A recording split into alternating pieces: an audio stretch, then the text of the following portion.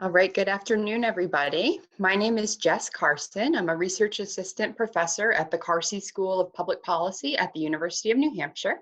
Thanks for joining me today. I wanted to share a little bit from one of my recent publications on young adults as parents and their use of the social safety net at the federal level.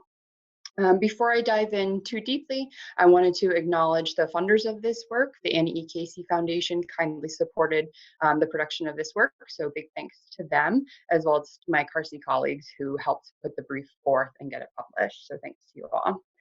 Um, let's talk a little bit about young adults as parents. So the motivating questions for this research are really centered around better understanding not just young children, but also their parents and what's happening with their families, particularly those who are economically vulnerable. So there's been this recent push in the last few years, especially, to better understand families at kind of the whole family level, the two-generation level, not just what's happening with children, but also with their parents. And as part of that, we've taken a little dive into young adults as parents in particular, given that they're at this really important phase, both in their own lives in terms of embarking on their educations and diving into their careers, but they also tend to have fairly young children, and those children are a really important phase developmentally. So really understanding what's going on with those families was kind of a driving motivator for this work. So in this brief, we're talking about young adults as parents, and by that we mean people who are age 18 to 24 and who have children who live in the house with them. The main findings from this work were that young adults are disproportionately poor, both compared to other young adults. The young adult parents are disproportionately poor, but also when compared to parents of other ages. So this is a group who is perhaps among the most economically fragile.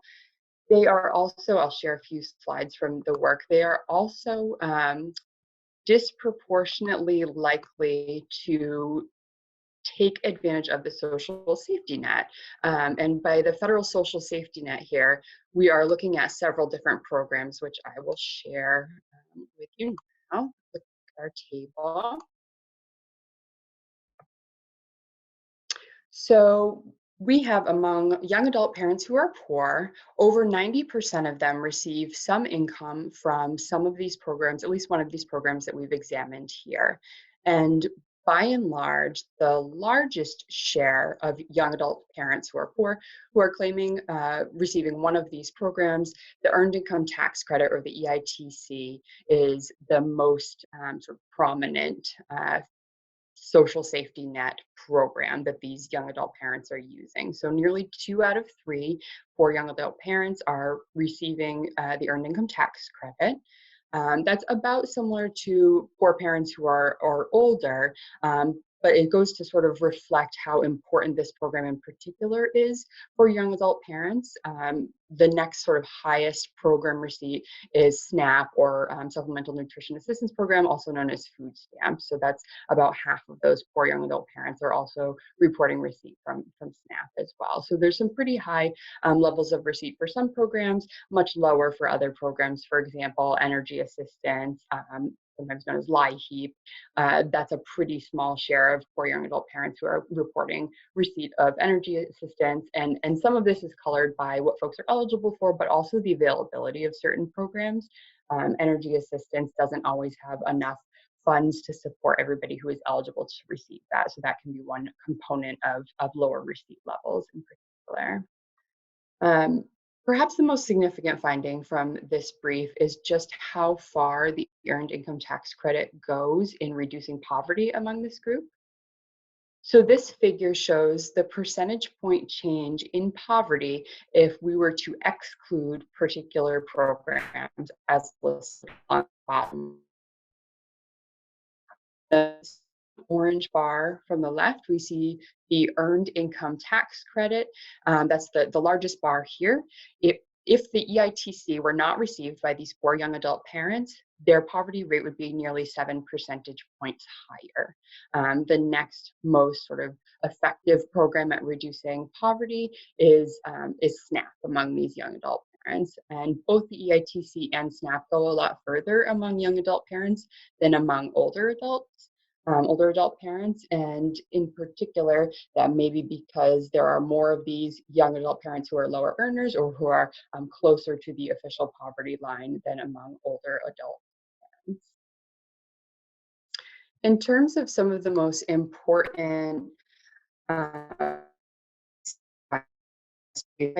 current climate around the COVID-19 pandemic, we really need to remember what the Earned Income Tax Credit is and how it functions. So the EITC is just like it sounds. It's a tax credit that's your eligibility for and the value of that credit are based on your earned income from the prior year.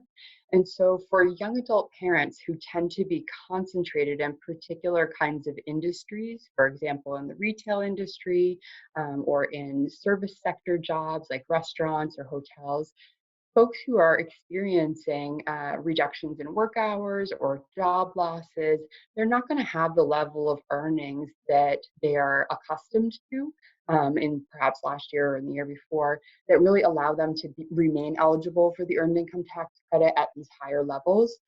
If folks are not receiving the earned income tax credit at these higher credit values, at these more expensive levels, then poverty could really trend upward among this young adult parent group, which of course has key implications for both the parents, but also for the young children who live in those families as well. In terms of policy actions, there's a lot happening in the state and the nation at this point in trying to kind of wrap our heads around what the new normal is in this COVID-19 pandemic. And so some of the policy levers that folks are thinking of or may want to be thinking of are around how to preserve eligibility for the EITC for folks who maybe don't have earnings or have the level of earnings that they did in prior years. Some relatively easy ways to do that would be to think about using earnings from prior years for determining EITC values, credit values, or to perhaps count unemployment as earned income. And that may be another way to help buffer up that resource that's been shown to be really critical for these young adult parent families. I think that's about it for the key findings from this brief. I really appreciate everybody taking the time to join us today. As always, you can find this brief or any of our other research on our website at carsey.unh.edu/publications. Thanks very much.